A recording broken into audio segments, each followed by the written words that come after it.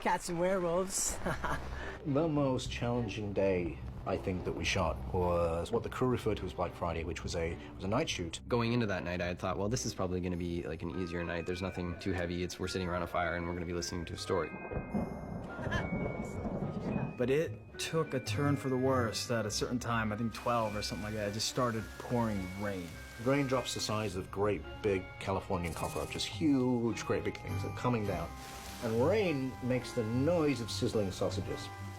If you record rain and you record sizzling sausages, they sound the same. So it's just sizzling sausages everywhere, but we have to shoot. And action. Shapeshifters who could transform into the powerful wolf. Gil Birmingham is giving the performance of his career. It's wonderful, and it sounds like sizzling sausages. Oh, God, so... Not much we can do about that. We're going to have to probably come back and do what we call additional dialogue recording, ADR. We also refer to it as absolutely diabolically rubbish because we hate doing it. So you can tell it's not starting well. Okay, and it's cold. And then there's a bear somewhere. There's a bear bound by catering. Oh, let's go and see the... No, don't go and see the bear. Okay, all right, so everybody sit still, the bear will go away, it's fine, all right, we carry on shooting. And a big bulge is appearing in this big, huge tarpaulin, and we've got keeping everybody dry. And the rain would just like seep in and capture all the rain. And everybody had to go back and huddle up and hide out while they like emptied the tarp up over our heads so it didn't like... What time is it? It's 3 in the morning. We've been here for like 10 hours. Yeah, at least 10 hours.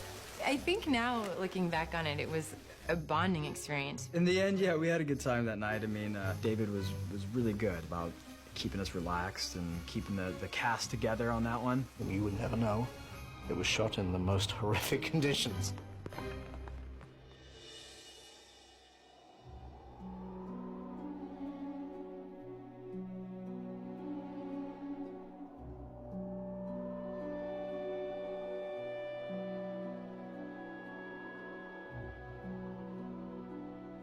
Well, my very favorite is the tent scene. It was a situation where we get to hear what Edward and Jacob are really thinking. The tent scene is the culmination of the rivalry and brings it into such intimate proximity. You know, you've got Bella and Edward and Jacob in a very small space and they can't get away from each other, and that makes it really exciting to work with. Get your hand off me. Keep your hands off her. It was a challenge to do the tent scene because it's an entire chapter. And you can't spend that kind of time in a film on it, and yet it has to carry the same weight. I think we distilled it down to like the basic points that matter most in that moment. It was so nice to let the boys talk. Can you at least attempt to keep your thoughts to yourself? I really get under that ice-cold skin of yours, don't I? Edward gets to read my thoughts, so he understands everything that's going on inside of my head, but I have no idea what's going inside this other dude's head. So I ask him to let me in. I'm like, look, if you can pick through my brain, then you better let me pick through yours. And he does.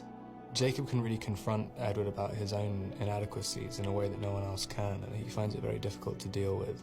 If you'd stayed away another 6 months, I could have made her happy. He's hitting him with the truth. Jacob might be a better choice for Bella than he is, and he's considering that fact, and Jacob really appreciates that. Look, I know you can protect her.